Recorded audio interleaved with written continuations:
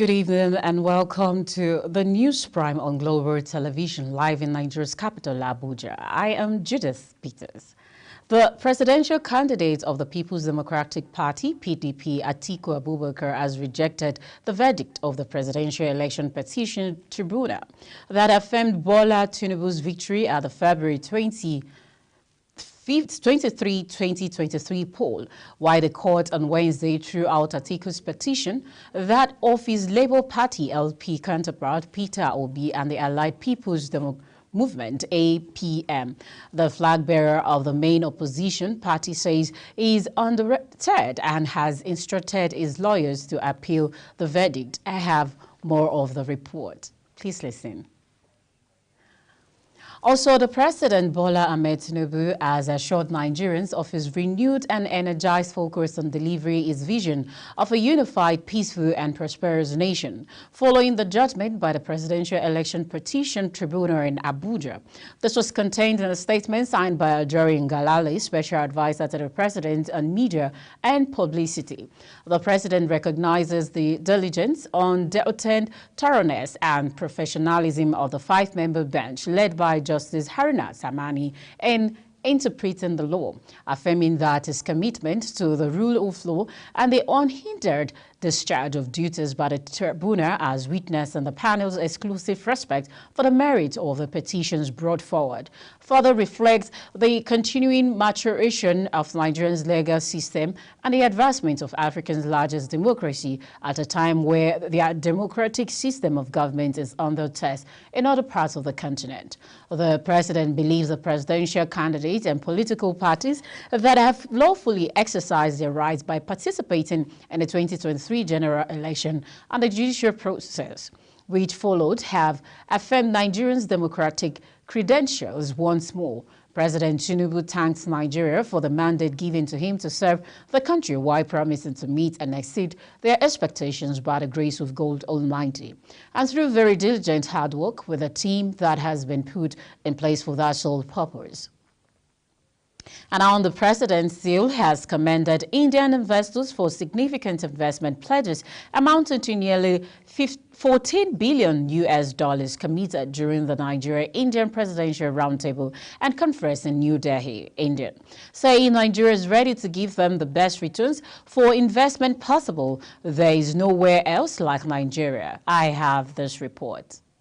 The president also approved the finalization of a new $1 billion US agreement to bring the Defense Industries Corporation of Nigeria to 40% self-sufficiency in the local manufacturing and production of defense equipment in the country by 2027 through a comprehensive new partnership with the managing arm of the military-industrial complex of the Indian government, emphasizing that under his pragmatic leadership, agreement was now manifest in industries and jobs on the ground in Nigeria. President Tinubu expressed gratitude to all Indian companies and individuals who have responded positively to his administration's efforts to improve Nigeria's macroeconomic and investment climate. It is in your hand, and I promise you, just don't keep quiet. Don't procrastinate.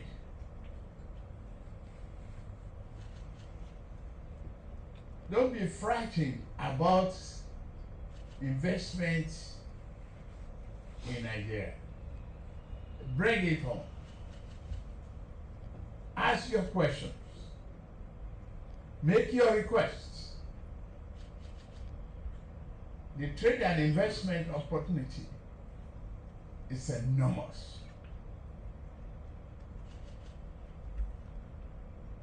I have a team, and I am the captain of that team.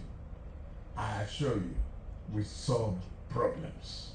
On behalf of investors, the chairman of Bharti Enterprises, Sunil Bharti Mittal, told the president Nigeria has unified the FX market and freed up crucial capital to upgrade its public infrastructure. He says the investors will bring investment to Nigeria, and with President Tinubu's inspiring leadership style, they can only do more and more.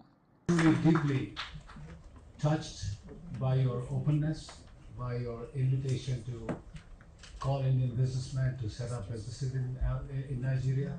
importantly, to tell them that you are there to listen to their problems and that you, as the captain of the country, will resolve those issues for the benefit of all Nigerians as well as the investors.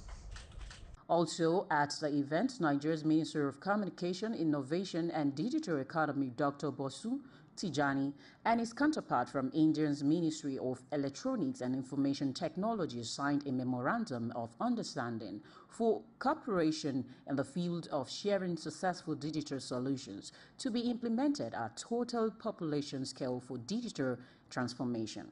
President Tinubu further assured investors to finalize on the next steps to ensure that no environmental encumbrance stands in the way of their success in Nigeria.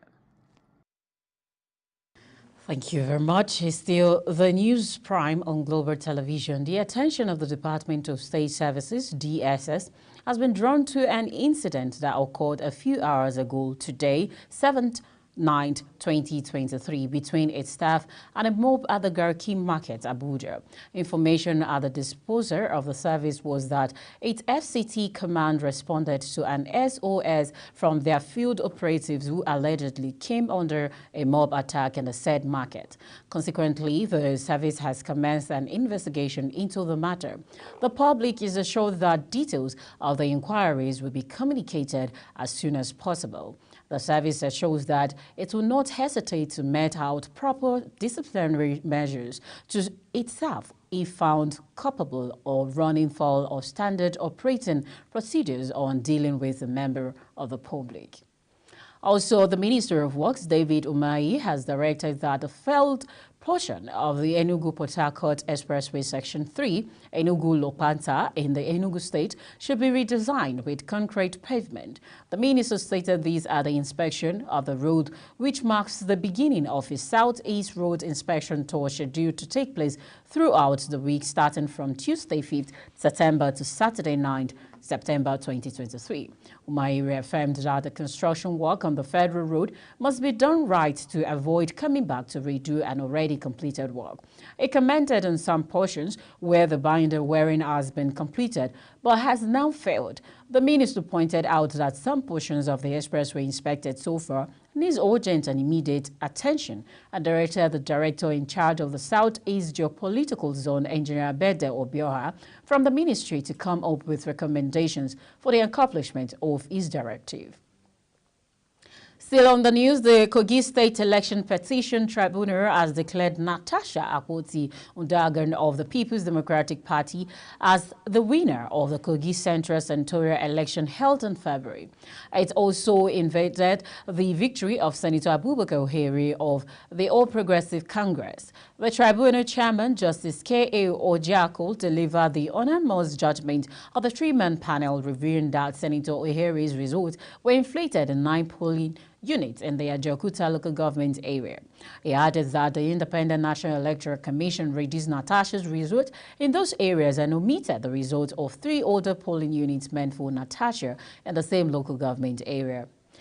And now a major division between the Nigeria Labour Congress, NLC, and the Trade Union Congress, TUC, has led to partial complaints in the 2-day warning strike declared by Nigeria workers over the delay and implementation of the palliative announced by the federal government to cushion the effect of the removal of food subsidy. Across the states of the Federation, the TUC and LSC took opposing position on the strike, which is slated to continue. The TUC said it opposed the strike because it would not yield the desired result. Its chairman in Cross River State, Comrade Monday Ogbodom, condemned a 2-day warning strike embarked upon by leadership of NLC, describing the leadership of NLC as insensitive. Still on the news, Minister of Works David Umahi says the fight of turning to the use of concrete technology in road construction is a continuous one. The minister stated this while on inspection tour of the rehabilitation of a standing section of Onitsha-Enugu Expressway under the Road Infrastructure Tax Credit Scheme contract on Wednesday. Speaking to journalists, he said that use of concrete technology comes with numerous benefits, including durability, with a lifespan of over 50 years, noting that it can last up to 5 decades before it required maintenance. Umahi frowned at the costing of Ozalla-Isu-Onitsha, an additional 3 kilometers with bridges to cost 15 billion naira, and instructed that the project be subjected to review. Also, the Armed Forces of Nigeria says troop-owned operations across the country have killed 814 terrorists and arrested 1,326 others in the past 3 months. The Director of Defense Media Operation, Major General Edward Buba, made this known while addressing journalists on the operational activities of the Nigeria troops in Abuja. He stated that the counterinsurgency and counter-terrorism operations of the armed forces across the country and the last 3 months demonstrates the will of the armed forces to defeat terrorists and other violent extremist groups, including those who support and finance them. Kikelomo Okere has the rest of the report. Given the breakdown of troops operations, the Director of Defense Media Operations says troops of Operation Adinkai in the northeast killed 240 terrorists, arrested 276 collaborators, and rescued 249 kidnapped victims. Adding that troops also recovered 169 different caliber weapons and 1,196 ammunitions. He noted that during the period under review, offensive operations and airstrikes were conducted to hit the terrorists where it hurts them most. Forces will continue to apply strong military pressure on groups undermining the national security of our country. It is clear that the terrorists and their cohorts cannot win in the face of ongoing military pressure and other pressures. Accordingly, the terrorists and their cohorts are encouraged to drop their arms and rejoin society to provide a better life for themselves and their children. A failure to do so is the risk of annihilation. In the South-South zone, it says troops recovered 6,652,250 liters of stolen crude oil, 3,577 livestock, 501 weapons, 3,600 ammunition, and rescued 721 kidnapped victims within the period under review. It further rules out that troops killed 80 indigenous people of Biafra Eastern Security Network fighters in southeast Nigeria, arrested 42 kidnappers, while a total of 4,560 terrorists and members of their families surrendered to troops at different locations in the northeast Nigeria.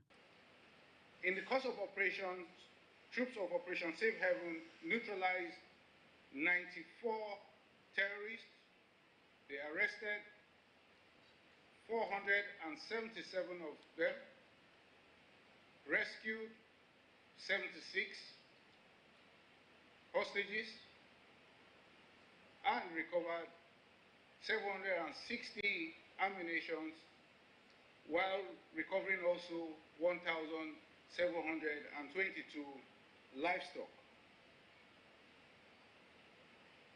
The breakdown of weapons recovered is as follows: 20 AK-47 rifles, 5 revolvers, 27 fabricated rifles, 6 fabricated pistols, 13 den guns, 5 pistols, 2 pump-action weapons, 6 AK-47 magazines, 523 rounds of 7.62 special, among others.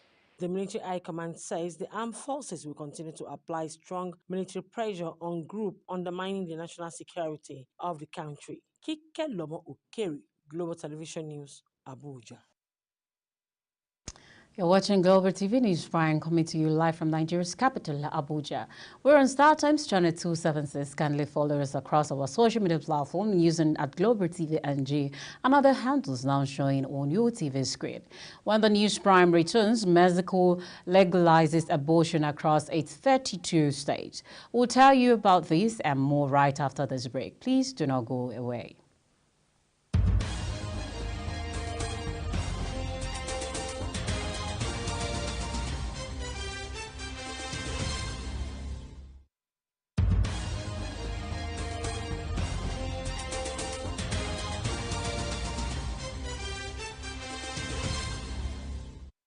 Welcome back, and if you're just joining us, the Steve Global Television bring you live broadcast of the news prime from Nigeria's capital, Abuja. Bongo, in power for 14 years, had been under house arrest since the military coup of August 30th. Gabon's former president, Ali Bongo, who was ousted and a post is free to leave the country and travel abroad, the leader of the coup that toppled him said on Wednesday.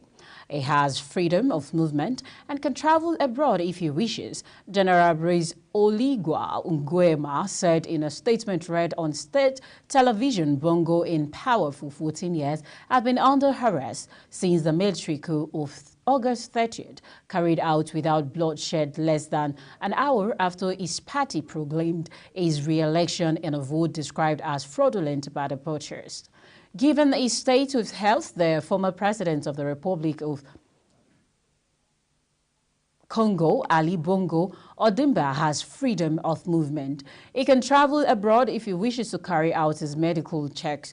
Colonel Orich Manfuobi said, reading a press release signed by Oligui took his oath as transitional president on Monday. Bongo faced a serious stroke in October 2018, which left him physically impaired, with a particular difficulty moving his right legs and arm. Still on foreign and trans-border traders are consigned about over 3,000 trucks carrying agriculture and general goods that are struck at the borders of the Niger Republic due to the military coup. The traders also said that 250 trucks carrying different perishable goods, including onion, pineapples, and tomatoes worth 2 billion naira, have also been trapped. The head of police and research of the Trans-Border Traders Association, Salami Nasiru, however, failed to review the worth of the trapped cargoes. According to him, the goods were destined for Nigeria and Niger Republic, as both countries are among the largest procedures of unions in West African. Disagreements among Niger junta members are growing, including over how to deal with the already pervasive effect of sanctions, the future intervention of the Economic Community of West African States, ECOWAS, and the attitude to be adopted against former President Issoufou. The figure of ECOWAS seems to weigh more heavily on General Chani, which, of course, many now perceive as the manageable stooge of the former Nigeria leader. Still on foreign scene, Mexico's Supreme Court has decriminalized abortion nationwide. The judgment comes 2 years after the court ruled in favor of a challenge to the existing law in the northern state of Coahuila. It had ruled that criminal penalties for terminating pregnancies were unconstitutional. Mexico's state and the federal government had since been slow to appeal penal codes, with the new ruling legislating abortion across all 32 states. The Supreme Court said the denial of the possibility of extermination violated the human rights of the women. The judgment opens the door for the Federation healthcare system to provide abortions, developments that has been welcomed by women's rights groups. Still on the foreign scene, U.S. National Security Advisor Jake Sullivan has asked China to set aside its issues with India and play what it calls a constructive role. In the upcoming G20 summit, Sullivan said it was up to China if it wanted to play the role of a spoiler instead. His remarks come after China's confirmed that its leader, Xi Jinping, would not attend the meeting. India will host the summit in the capital of Delhi on 9th and 10th September. Neither India nor China has given specific reason behind Xi's absence. China has said Premier Li Qiang will lead its delegation at the summit instead. And the national president of the Nigeria Association of Chambers of Commerce, Industry, Mines and Agriculture, NASIMA, Dele Oye, says the chambers is partnering with South Africa to strengthen ties and harness the collective economic potential of Nigeria and South Africa. In a statement on Sunday, Oye, who said this when he visited the South African High Commissioner to Nigeria, Thamsak APCO in Abuja added that the partnership would drive growth and prosperity in the countries and on the African continent. According to Nasima Bose, the discussion during the meeting centered on the establishment of strategic public-private partnership that would promote innovation, technology transfer, and investments, noting that the two countries can potentially become economic powerhouses on the continent. In our sport, no fewer than 2,000 athletes will take part in the 6th Edo Heritage Sport Festival and Carnival in Benin City in November. Chief Executive Officer of Heritage and Sports Calling International Limited, Omye Adeyinka Afolabi, said the event was aimed at promoting cultural tolerance and unity in the state. She said the fiesta is a blend of contemporary and traditional components with the aim to promote cultural tolerance and unity in Edo State. Games lined up for the competition are Ayo, traditional whistling, chess, karat, 5A-star football, and athletics. Also in sport, we have Sharon Ajay for more updates.